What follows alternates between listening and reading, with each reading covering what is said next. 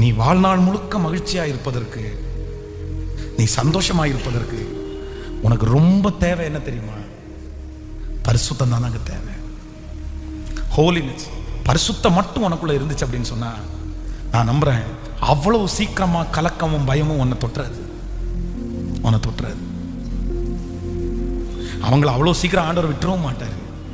உங்க பரிசுத்தத்திற்குன்னு ஒரு ரிவார்டை கண்டிப்பா கர்த்தர் வச்சிருக்க தான் செய்யறாரு.